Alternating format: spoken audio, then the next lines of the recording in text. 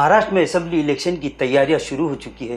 तमाम ही सियासी पार्टियां और उन सियासी पार्टियों के बड़े छोटे नेता अपनी अपनी पार्टी की फील्डिंग लगाने में मसरूफ हो चुके हैं। वहीं महाराष्ट्र के मराठवाड़ा के साथ साथ औरंगाबाद शहर की अगर सियासत की बात की जाए तो इस वक्त औरंगाबाद शहर की 3 असेंबली सीटों के लिए लगभग 50 से ज़्यादा इच्छुक उम्मीदवार अब तक मैदान में आ चुके हैं। कई शख्सियतों से मुलाकातों का सिलसिला जारी है। सियासी पार्टियां और उनके नेताओं से भी इस सिलसिले में बातचीत हो रही है। इसी सिलसिले में इस एक कड़ी के तौर पर आज हमारे साथ एक ऐसी शख्सियत मौजूद है। वो शख्सियत शहर का वो चेहरा कि जिसने महाराष्ट्र की दूसरी सबसे बड़ी सियासी पार्टी यानी कांग्रेस के शहर सदर ओहदे को औरंगाबाद नाम तब्दीली की मुखालिफत में त्याग दिया था और तभी से सिर्फ औरंगाबाद या मराठवाड़ा ही नहीं बल्कि पूरी महाराष्ट्र की सियासी गलियारों में हिशाम उस्मानी का नाम सुर्खियों में छा चुका है।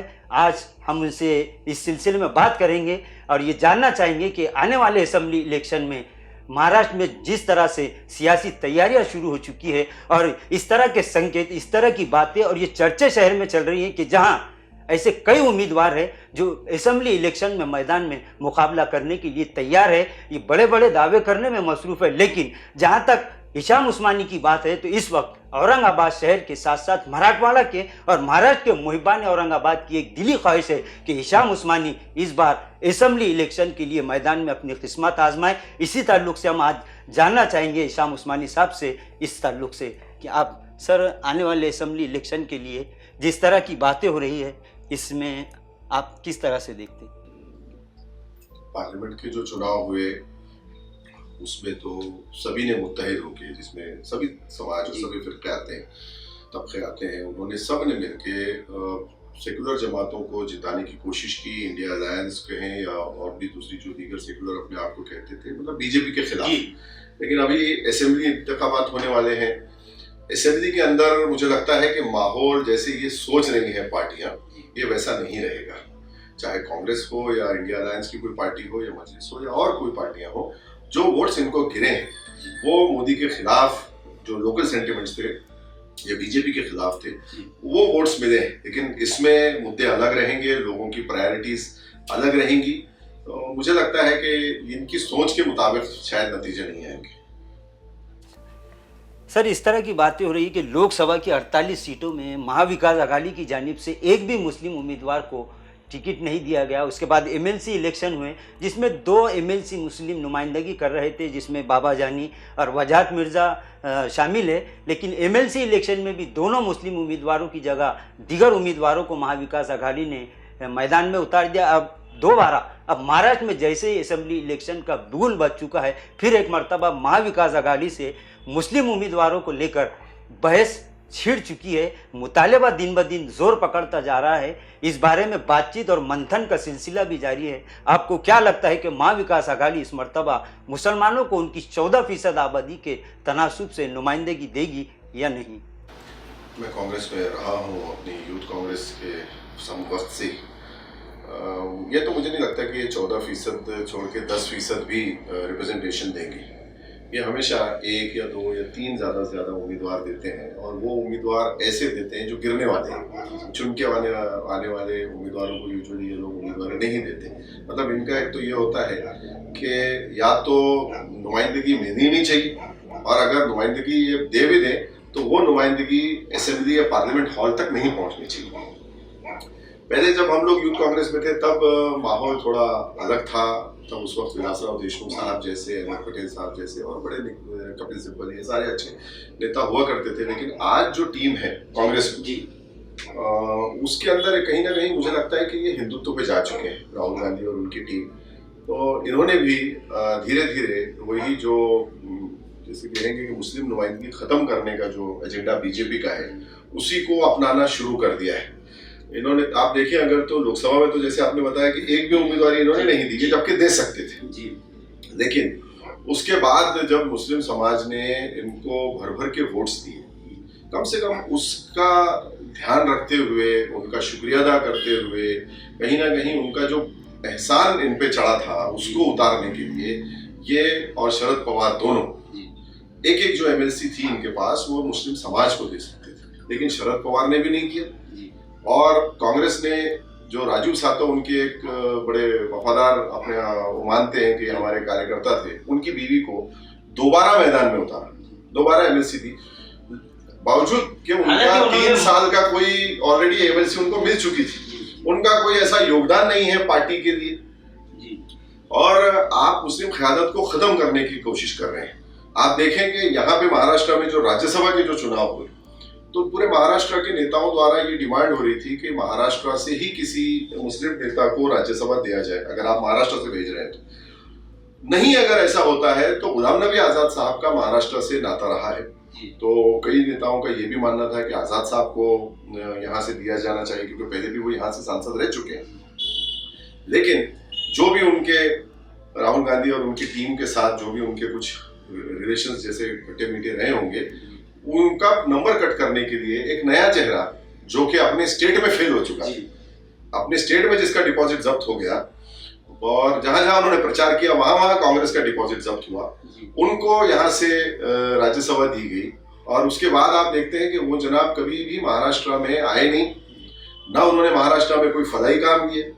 जब जो लड़ाई हम लड़ रहे हैं औरंगाबाद और उस्मानाबाद के नाम तब्दीली की, उस पर उनका कोई स्टेटमेंट नहीं आया।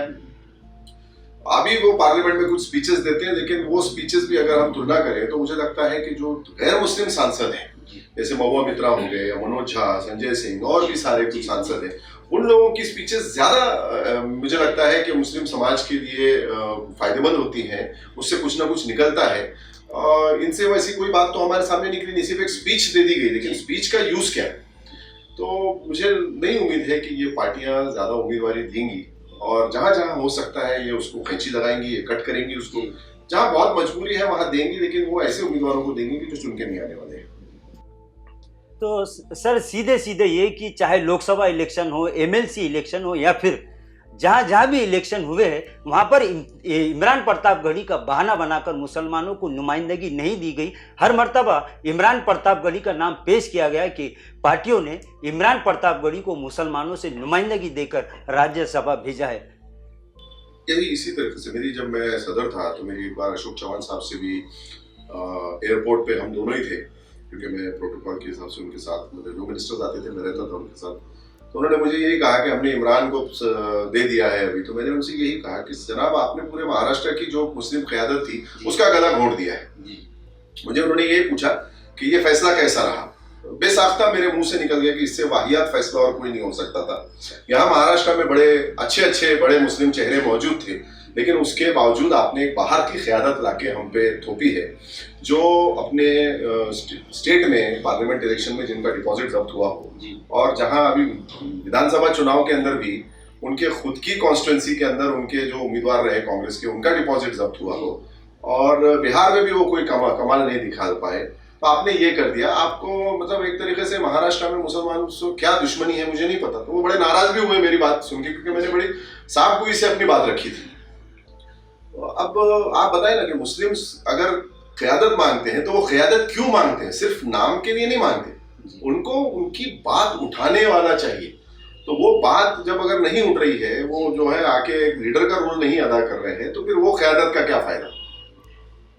ठीक है सर, अभी महाराष्ट्र में असेंबली इलेक्शन की तैयारियां शुरू हो चुकी है। औरंगाबाद में 2 असेंबली हल्के ऐसे हैं जहां पर मुसलमानों की तादाद ज़्यादा है, यानी मुस्लिम वोट यहां पर फैसलाकुन हैसियत रखते हैं। लेकिन जहां तक उम्मीदवारों की, यानी ख्वाहिशमंद उम्मीदवारों की, इच्छुक उम्मीदवारों की अगर बात की जाए, तो इन 2 से असेंबली सीटों से काफ़ी तादाद में इच्छुक उम्मीदवार मैदान में उतर चुके हैं, जिससे इस तरह का अंदाज़ा लगाया जा सकता है कि फिर एक मर्तबा मुस्लिम वोटों को बांटने की साजिश शायद सियासी पार्टियों की जानिब से शुरू हो चुकी है। तमाम ही ख्वाहिशमंद उम्मीदवार ये दावा कर रहे हैं कि वो इस मर्तबा असेंबली इलेक्शन में कामयाबी ज़रूर हासिल करेंगे। लेकिन जहाँ तक आज हमारे खुसूसी मेहमान हिशाम उस्मानी साहब है, अगर उनके ताल्लुक से अगर बात की जाए तो इस वक्त औरंगाबाद की आवाम एक ऐसे सुलझे हुए और तालीम याफ्ता नौजवान को ऐवान असेंबली में भिजवा सके कि जिससे मुसलमानों के साथ साथ तमाम ही समाज के दबे कुचले तबकों के मसाइल को हल किया जा सके। मुझे कई लोगों के ज़रिए ये मुझे मैसेज आया है, या कई लोगों ने खुद बजाते खुद आके मुझे कहा है कि हम चाहते हैं कि आप असेंबली के सिलेक्शन में रहे सामने। बात यह है कि जैसे मुझे दूसरी पार्टियों ने भी अप्रोच किया। अब आप अगर उनसे पूछेंगे तो शायद वो खूब बोले ना खूब बोले, वो तो मैं नहीं कह सकता, लेकिन उन्होंने अप्रोच किया कि हम चाहते हैं कि आपको हम टिकट दें। मैंने उनसे एक ही बात कही है, पार्टियों के भी जो जिम्मेदार मेरे पास आए थे, मैं उनका नाम लेके उनको अड़चन में नहीं लाना चाहता, तो उन्होंने जब मुझसे ये सामने मुतालबा रखा कि हमारी पार्टी की तरफ से हम आपको टिकट देना चाहते हैं, तो मैंने उनसे ये कहा कि मैं औरंगाबाद के नाम की लड़ाई लड़ रहा हूँ, और औरंगाबाद के नाम के बदलने के लिए सारी पार्टियों की पॉलिसी बनाई जा चुकी है, चाहे वो कांग्रेस हो, चाहे एनसीपी हो, समाजवादी हो, या शिवसेना बीजेपी तो है ही है, और एमआईएम ने भी इसके ऊपर चुप्पी साध ली। तो ये साबित होता है कि इनकी भी साइलेंट सपोर्ट है इस पर। तो कोई भी पार्टी जो है औरंगाबाद के नाम के लिए हमको सपोर्ट नहीं करेगी। वो तो ये चाहते हैं कि वो जो उसके लिए लड़ रहा है उसको टिकट देके उसको भी अपने साथ शामिल करके उस आवाज को भी खत्म कर दिया जाए। मैंने उनसे ये कहा कि ये जो मसला आपका है, आप मुझे पहले बताएं, ओपनली हमारे माशरे के सारे जिम्मेदारों के साथ आप बैठे कि आपका औरंगाबाद के नाम पे क्या स्टैंड है। जिस तरीके से आपने औरंगाबाद को संभाजी नगर करने का नोटिफिकेशन निकाला, उसी तरीके से क्या आप ये वादा करते हैं कि आप अगर सत्ता में आए तो आप वापस जो सो कॉल्ड संभाजी नगर आपने किया है उसको फिर से औरंगाबाद करने का नोटिफिकेशन लाने के आप लिए वचनबद्ध हैं, आप उसके लिए वादा करते हैं हमको ये। और फिर ये जो लड़ाई हम लड़ रहे हैं, ये लड़ाई को आप लड़ने के लिए हमको क्या सपोर्ट करेंगे। तीसरी चीज, हम अगर असेंबली में इसका प्रस्ताव लेके आते हैं, क्योंकि इसमें एक कंडीशन ये भी है कि ये जो प्रस्ताव है सेंट्रल गवर्नमेंट की जो गाइडलाइंस है उसमें ये है कि ये असेंबली का जो वहाँ नुमाइंदा होगा, मेंबर ऑफ लेजिस्लेटिव असेंबली, उसके जरिए ये प्रस्ताव लाना चाहिए। तो अगर हम वहां जाते हैं तो आप वो लाने देंगे क्या? तो ये सारी चीजें जब सामने आती है तो वो पार्टियां जो है वो बगले झांकती हैं, कहते हैं आप नीचे चलने दें। मैंने कहा ये जो कांग्रेस के, राष्ट्रवादी के, एमआईएम के लोग जो कर रहे हैं, आप चाहते हैं कि मैं भी इसी तरीके से जहां मुस्लिम इलाकों में जाऊं तो वहां कहूं कि नहीं औरंगाबाद औरंगाबाद, जहां दीगर इलाकों में जाऊं तो वहां खामोश हो जाऊं, शहर शहर कहूं, या फिर या तो पेपर के ऊपर संभाजी नगर करता रहूं। तो ये सारी हरकतें मुझसे नहीं होंगी। मेरी जो भी सियासत या जो भी काम करने का तरीका है वो सीधा है। तो मैं औरंगाबाद के साथ हूँ, लेकिन किसी गैर मुस्लिम भाई के या किसी भी मजहबी एंगल से मैं किसी उसमें नहीं हूँ, ऐसे कोई खिलाफ में नहीं हूँ। मेरा मानना है कि शहर औरंगाबाद था और औरंगाबाद रहना चाहिए। अब ये बात है कि अगर जाना है असेंबली तो आपको इंडिपेंडेंट जाना पड़ेगा। अब इंडिपेंडेंट अगर लड़ना है तो आपको लोगों की बड़े लेवल पे राय लेनी पड़ेगी।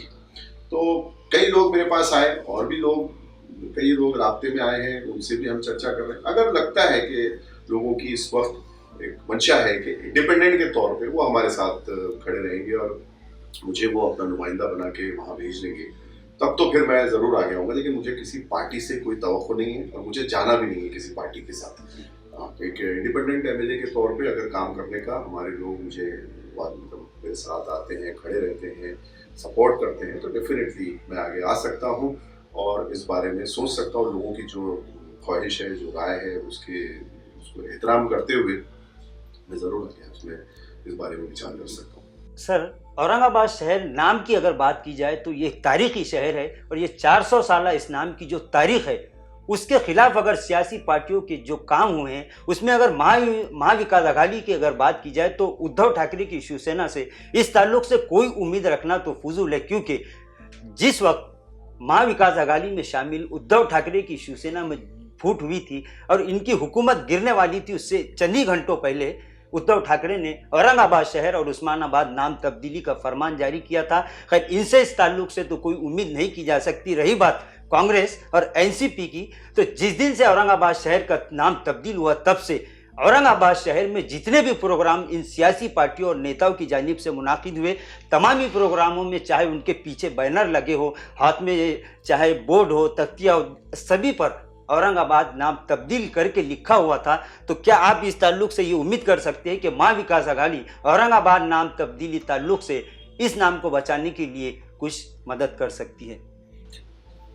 मुझे नहीं लगता कि ये कहीं एक जर्रा बराबर भी हमको मदद करेंगे। जब इन पार्टियों की पॉलिसी बन चुकी है, और पॉलिसी जब बनती है तो वो सिर्फ कहीं एक हवाई बात नहीं होती।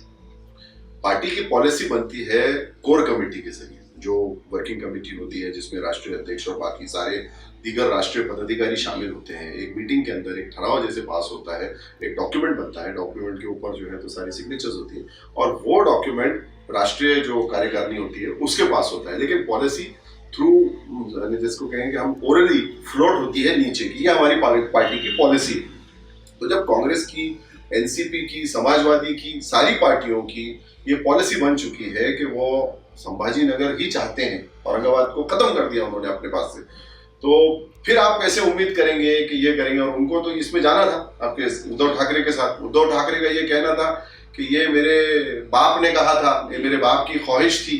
तो हमारा यही कहना है कि किसी के बाप के कहने से हम अपने शहर से क्यों दस्तबरदार हो जाए, हम अपने तारीख से, हम अपनी शिनाख्त से क्यों दस्तबरदार हो जाए। हमारा सिर्फ औरंगाबाद के नाम के लिए इसलिए नहीं कि इसका नाम है, औरंगाबाद एक 400 साल पुरानी तहजीब है, और जहाँ पे इसको मैं कहूँगा कि ये एक तहजीबों का संगम रहा है। यहाँ पे अलग अलग मुख्तलिफ तहजीबें आई और वो यहाँ पे रच बस गई, बिल्कुल एक दूसरे में मिल गई, और उसके बाद एक बड़ा जिसको कहेंगे कि पूरी दुनिया में इसका नाम हुआ। अगर आप देखें तो ये जो शहर है इसको हम क्यों नहीं छोड़ना चाहते। जब औरंगजेब रहमतुल्लाह अलैह की हुकूमत थी तो उस वक्त आज के ज़माने के 6 मुल्क उस सल्तनत में आया करते थे, जिसमें आप ले लें तो अफगानिस्तान, हिंदुस्तान तो था ही था, भारत जो आज का है, उसमें अफगानिस्तान ले लें, उसमें पाकिस्तान ले लें, उसमें बांग्लादेश ले लें, उसमें म्यांमार ले लें, बर्मा, उसमें आप जो है तो भूटान और नेपाल, ऐसे छोटे छोटे मुल्क भी उसमें आया करते थे। चाइना तक हमारी बॉर्डर्स थी। अब उसकी हम साउथ कैपिटल रह चुके हैं उस सल्तनत की। दिल्ली नॉर्थ कैपिटल थी और औरंगाबाद जो था ये साउथ कैपिटल था हमारा। आज अब बताएंगे, अब जिंदगी में कभी भी क्या ये मुमकिन है कि ये 6 मुमालिक फिर से एक जगह है। तो इतनी बड़ी जो हमको एक तारीख मिली हुई है, वो तारीख को हम कैसे छोड़ दें। यहाँ अगर आप देखते हैं तो टूरिज्म इंडस्ट्री जब से ये नाम तब्दील हुआ है, मेरे जितने भी टूरिज्म के जो लोग हैं, काम करने वाले, उनसे चर्चा होती रहती है, उसमें मैक्सिमम तो नॉन मुस्लिम भाई। उनका ये कहना है कि हिशाम भाई हमारे पास तो टूरिस्ट आना कम हो गए। जब उस वक्त वो मुझसे बहस कर रहे थे कि हमको संभाजी नगर करना है, संभाजी, अभी मैंने देखा है कि पिछले महीने में उनके टूरिज्म वालों का टैग रहा है एक्सप्लोर औरंगाबाद। तो मैंने उनसे पूछा, मैंने कहा ये आपने ऐसे क्या करें यार, आप नमक पे, हमारे जख्म पे नमक ना छिड़के, ये नाम से तो टूरिस्ट भी आना बंद हो गए, तो हमको इसलिए फिर से एक्सप्लोर औरंगाबाद करना पड़ा। तो ये जो नाम है इससे हमारी इंडस्ट्री जुड़ी है, जो हमारा इंडस्ट्री में पूरी दुनिया भर में हमारा माल जाता है, जो टूरिस्ट आता है हमारे पास, टूरिज्म का जो बिजनेस होता है, होटल इंडस्ट्री है, ये सारा, तो ये सारा कहीं ना कहीं इफेक्ट हो रहा है। दूसरी चीज, इतनी बड़ी पहचान, अगर आप दिल्ली वालों को कहेंगे कि आप दिल्ली का नाम बदल दो, मुझे नहीं लगता कि दिल्ली वाले तैयार होंगे। पूना एक छोटी रियासत थी शिवाजी महाराज की, उसकी सल्तनत, मतलब उसका कैपिटल था उस रियासत का, छोटी सी, वो अपनी सिनात छोड़ने को पुणे कर तैयार नहीं है, तो हम क्यों छोड़ देंगे।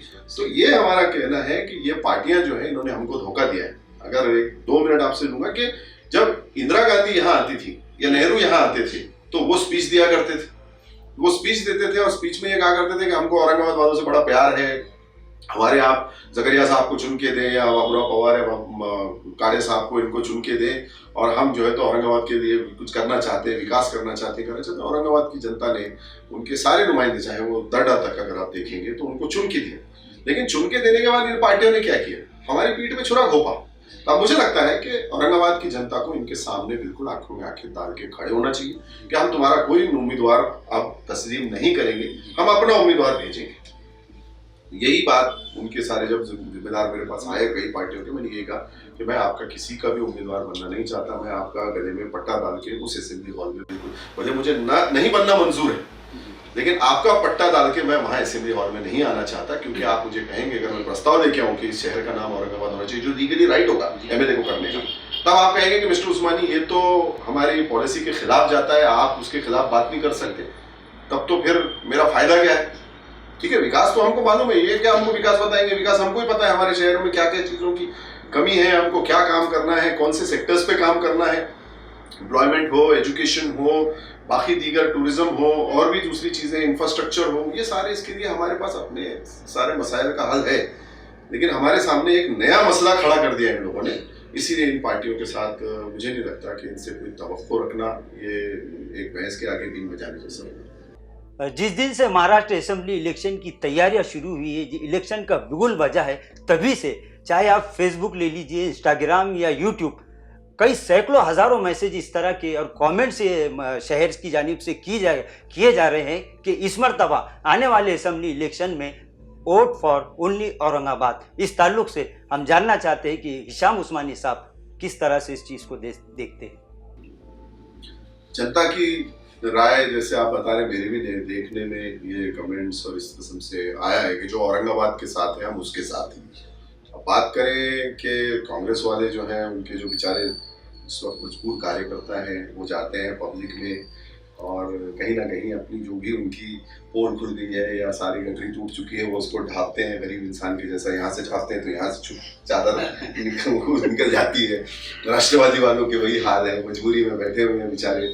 बात करें एमआईएम की, तो एमआईएम ने भी इस मुद्दे के अंदर साइलेंट सपोर्टर का रोल अदा किया है ना। उन्होंने इसके ऊपर कोई आवाज उठाई नहीं। अब सारी सब चैनल्स पे बात आ चुकी है कि उन्होंने पार्लियामेंट में इस पे आवाज उठाई, ना होम मिनिस्ट्री में, ना राष्ट्रपति के पास, ना पीएमओ में, ना कोर्ट में, कहीं भी आवाज नहीं उठाई। ये धरना किया था, हमको भी लगा था शायद ये चलो ईमानदारी से कर रहे हैं, लेकिन उसको उन्होंने खुद ही वाइप ऑफ उसको रैप अप करके वो खुद ही उस पर चले गए। यानी उसका कहीं कोई असर नहीं पड़ा प्रशासन पे, उल्टा वो धरने को मजाक बनाया गया कि बिरयानी खा रहे हैं, ये खा रहे हैं। तो ये मुझे नहीं लगता कि ऐसा कहीं होता है। अगर ऐसा आंदोलन कभी अन्ना हजारे ने या आपके जरांगे ने और किसी ने किया, गांधी ने किया होता, तो मुझे नहीं लगता कि वो आज तक भी उस आंदोलन को देखने को कोई गवर्नमेंट का बंदा या गवर्नमेंट का नुमाइंदा देखने गया होता। आंदोलन तो वो होता है कि आपको सलाइन लग जाए, 4-5 लोग आपके हॉस्पिटल में चले जाए। आप देखेंगे कि जो यूनिवर्सिटी का नाम तब्दील हुआ तो 14 लोग उसमें शहीद हुए। आज तेलंगाना अलग हुआ है, तेलंगाना में कितने लोग मरे। ये उनको आपको मैसेज देना है कि नहीं कि भाई कुछ लोग निकल गए और वो खाते पीते बैठे हैं, तो उसमें जनता की गलती नहीं है। ये जो उन्होंने ऑर्गेनाइज किया था या जो उसको देख रहे थे उनकी गलती थी कि उन्होंने इस किस्म से लोगों को और ऐसा आंदोलन किया है। बात करें कि औरंगाबाद के लिए, तो औरंगाबाद के लिए जनता को खुद ही फैसला लेना पड़ेगा और अगर वो फैसला लेते हैं ये लड़ाई जो है ये जारी रहेगी। हाईकोर्ट में हम लड़ चुके, अब हम सुप्रीम कोर्ट जा चुके हैं। आने वाले दिनों में इंशाल्लाह सुप्रीम कोर्ट में भी इस पर बहस होगी, ये मैटर चलेगा। हमारे फेवर में फैसला आता है इंशाल्लाह ताला, हम सजदे शुक्र अदा करके अपनी ज़िंदगियों के जो आगे दीगर काम है उस पर हम लग जाएंगे। वरना जो बाकी के हमारे जो काम है उसके साथ साथ हमको औरंगाबाद की तहरीक को जिंदा रखना है। खुदा ना खास्ता बाबरी मस्जिद जैसा या औरंगाबाद में जैसा हाई कोर्ट में हुआ, यहाँ पे बॉम्बे हाई कोर्ट में, तो हमको इसको पॉलिटिकली लड़ना पड़ेगा। 400 साल पुराना नाम है, ये बिल्कुल वापिस आ सकता है।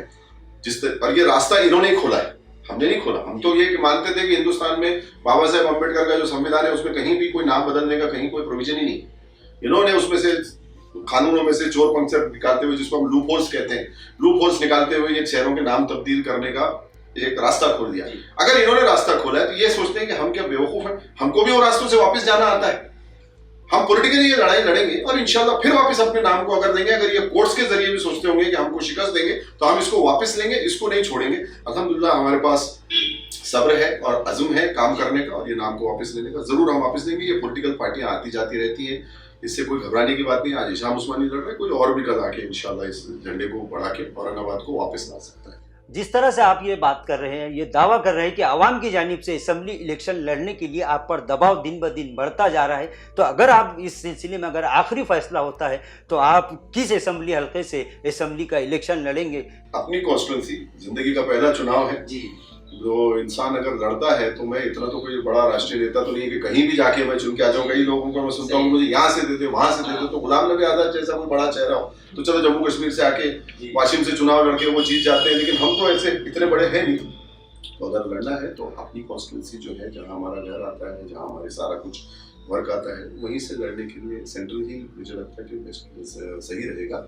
औरंगाबाद के नाम की बका के लिए और अपने जो लोकल सेंटिमेंट्स हैं हमारे, वो सारे लोकल सेंटिमेंट्स जो हमारी डिमांड्स हैं, जो हमको लगता है कि ये हमारे शहर में होना चाहिए, वो सारी चीज़ों के लिए, इंफ्रास्ट्रक्चर हो या एजुकेशन या एम्प्लॉयमेंट और बाकी सारी चीज़ें उसके डेवलपमेंट के लिए इस वक्त एक मसला यहाँ पे जिसके ऊपर कोई बात नहीं करता। अगर हम बात करें तो इन्वायरमेंटल कंसर्न हमारे पास बहुत बड़ा ये मसला है इस एरिया के अंदर। अगर आप देखें तो दुनिया के अंदर, दुनिया के नक्शे पे जो मराठवाड़ा जो बेल्ट है इसको सेमी एरिड रीजन कहा जाता है। अगर आप इन्वायरमेंट की जो किताबें हैं उस पर बात करें तो ग्लोबल वार्मिंग का बहुत ज़्यादा इफेक्ट हो रहा है। उस पर किसी नेता का मैंने आज तक कोई बयान नहीं सुना कि इसके लिए हमको क्या करना चाहिए। आप देखिए पूना में और हर जगह जो है वो नदियां बह रही हैं, पूरा पानी बह के जा रहा है, ये जो ग्लोबल वार्मिंग का असर है। लेकिन आज भी हमारे पास अगर देखें तो जयकवाड़ी में इस वक्त आपके 25% 26% ही पानी है। तो ग्लोबल जो वार्मिंग का जो असर है उसके लिए इन्वायरमेंटल कंसर्न्स जो है, इस बार हमने देखा कि गर्मी के अंदर 3500 लोग एक ही दिन में हॉस्पिटल में शरीक हो गए थे हीट वेव के चलते। तो साथ साथ एम्प्लॉयमेंट तो है, डेवलपमेंट भी है बाकी नए सेक्टर्स जैसे जकरिया साहब ने यहाँ पे लेके आए थे वैसे उसको लाने की जरूरत है। और ग्लोबल वार्मिंग को टैकल करने के लिए जो इन्वायरमेंटल कंसर्न है सेमी एरिड रीजन का, अगर आप देखेंगे, जो भी आप पढ़ सकते हैं, जो भी आपके व्यूअर्स है, कि ये एरिया आगे आने वाले कुछ सालों में डेजर्टिफिकेशन की तरफ जा रहा है, जिसको हम कहेंगे कि रेगिस्तान की तरफ जा रहा है। तो उसके ऊपर भी काम करने की जरूरत है, लेकिन अनफॉर्चुनेट है कि उसके ऊपर कोई, मैंने कभी किसी ने पार्टी या उनके किसी नेता से बात नहीं सुनी। इंशाल्लाह अगर सब आते हैं सामने तो ये सारे इश्यूज को उसको हैंडल करने की कोशिश करेंगे। 15 सितंबर 2023 को औरंगाबाद में जो काबीना मीटिंग मुनाकिद हुई थी, उसमें महाराष्ट्र की महायुति सरकार यानी बीजेपी, अजीत पवार की एनसीपी और एकनाथ शिंदे की शिवसेना ने मिलकर औरंगाबाद शहर और उस्मानाबाद का तारीखी नाम तब्दील करने का एक फरमान जारी किया था। तभी से लेकर आज तक इस लड़ाई को यानी नाम तब्दीली को पूरी ताकत के साथ अदालतों तक लड़ने वाली ये शख्सियत हिशाम उस्मानी साहब, इस वक्त ये मामला अब मुल्क की सबसे बड़ी अदालत सुप्रीम कोर्ट पहुंच चुका है और हिशाम उस्मानी की तरफ से भी ये पिटीशन सुप्रीम कोर्ट में दायर हो चुकी है। इस सिलसिले में नई अपडेट क्या है, हम इनसे जानने की कोशिश करेंगे। हाई कोर्ट का फैसला 8 मई 2024 को आया और ये जो आया था नोटिफिकेशन, वो पहला आया था सिटी डिस्ट्रिक्ट का, जो आया था वो आया था 29 जून 2022 को महाविकास आघाड़ी के जरिए, और बाद में उसको छत्रपति ऐड करके 16 जुलाई 2022 को आपके शिंदे और ये फडणवीस सरकार द्वारा लाया गया। उसके बाद ये हाईकोर्ट में केस चलता रहा। 30 अगस्त 2023 को कोर्ट ने सारी डिस्ट्रिक्ट डिवीजन की याचिकाएं खारिज कर दी थी। कुछ प्रेयर क्लॉज कुछ याचिकाओं में गलत थी, उसकी वजह से बाद में 15 सितंबर 2023 को डिस्ट्रिक्ट डिवीजन का नाम भी बदल दिया गया, जबकि हमारे पास से कई लाखों ऑब्जेक्शंस थे, लेकिन ऑब्जेक्शंस को भी कंसिडर नहीं किया गया। अब जो है ये जो फैसला आया है 8 मई 2024 को, इसके खिलाफ हमने सुप्रीम कोर्ट में मामला दाखिल किया है। इंशाल्लाह अल्लाह की ज़ात से उम्मीद है कि इसको हम सही पूरी ताकत से सही तरीके से जैसे लड़नी चाहिए। ये नहीं कि आपने केस लिया और आप सीधा पहुंच गए सुप्रीम कोर्ट। सुप्रीम कोर्ट में जाके आपने मेंशन कर दिया, मेंशनिंग होती है चीफ के पास। चीफ जो है वो किस मौक़िफ़ के हैं वो आपको देखना पड़ेगा। चीफ के ऊपर कितना दबाव गवर्नमेंट का है, जो बैठी हुई सरकार है, या उनकी मेंटालिटी क्या है, या क्या उनकी सोच है, ये सारी चीज़ें देखते हुए, स्टडी करते हुए आपको ये केस जो है ये इसको दाखिल करना है। उसके बाद आपको उसको सही जो जहनियत के जो मतलब हमको लगता है कि ये हमारे उस बात को समझ पाएंगे, उस कोर्ट के पास ले जाने की उसको कोशिश करनी पड़ेगी। जो वकील जो हैं, जो बेस्ट होंगे आर्ग्यूमेंट्स में, सीनियर काउंसिल्स, उनको आपको इसमें हायर करना पड़ेगा, उनको आपको इसमें लगाना होगा और उसके बाद उनके जरिए बहस करनी होगी। जैसे अगर बात करें तो बीफ बैन का जो केस है, बीफ बैन का केस मैंने बॉम्बे हाईकोर्ट में 2015 से 2017 तक लड़ा फार्मर्स की तरफ से। 17 से हम सुप्रीम कोर्ट गए, 17 से आज तक वो मैटर थोड़ा स्लो चल रहा है। तो मुझे लगता है कि अगर हम लोगों ने बहुत ज्यादा इसमें गड़बड़ की होती तो शायद ये मैटर निकलता, और जिस तरीके से कोर्ट से फैसले आ रहे थे ये मैटर खत्म हो जाता। ना किसानों को न्याय मिलता, ना मुसलमानों को न्याय मिलता, ना दलितों को न्याय मिलता, जिनके खिलाफ ये सारा ये लाया हुआ है बीफ बैन का। जबकि आप देखते हैं कि बीफ बैन कोई मुद्दा ही नहीं है। गोवा में और बाकी नॉर्थ ईस्ट में बीजेपी ने हर जगह इसको ओपन रखा हुआ है, लेकिन यहाँ पे उनको वोट देना है, इसलिए जो हिंदी बेल्ट है और जो महाराष्ट्र है यहाँ उन्होंने इसको बैन किया हुआ है। उसी तरीके से औरंगाबाद का जो मुद्दा है, इसको थोड़ा सा टैक्टफुली लड़ने की जरूरत है। इस लड़ाई के अंदर मुझे हमारी जो तामीर मिल्लत कमेटी है, जो नाम कमेटी खालिद भाई की, इनकी सारी उन्होंने मुझे मदद किया। मुस्लिम नुमाइंदा काउंसिल की तरफ से मुझे एक मॉरल सपोर्ट मिला हुआ है। दीगर जो तीसरी जमातें हैं और भी उनकी तरफ से भी सपोर्ट मुझे मिला हुआ है। उलमा हज़रात की तरफ से काफ़ी दुआएं और नेक ख्वाहिशात मिलेंगे। इंशाल्लाह हम उम्मीद करते हैं कि सुप्रीम कोर्ट में हम पूरी तरीके से लड़ाई अच्छे से लड़ेंगे और इंसाफ होगा और ये शहर जो है वापस इसके नाम से बचा है। नाज़रीन, असेंबली इलेक्शन को लेकर एबीएन महाराष्ट्र की जानिब से तमामी सियासी पार्टियों और नेताओं से इस वक्त बातचीत का सिलसिला हम शुरू कर चुके हैं, यानी मिशन 2024। इसी के ताल्लुक से आज हमने बात की है, जिन्हें औरंगाबाद का योद्धा का आवाम ने खिताब दिया है, हिशाम उस्मानी साहब। हम एबीएन महाराष्ट्र में उन्होंने जो वक्त हमें दिया, हम उसके लिए उनका शुक्रिया अदा करते हैं।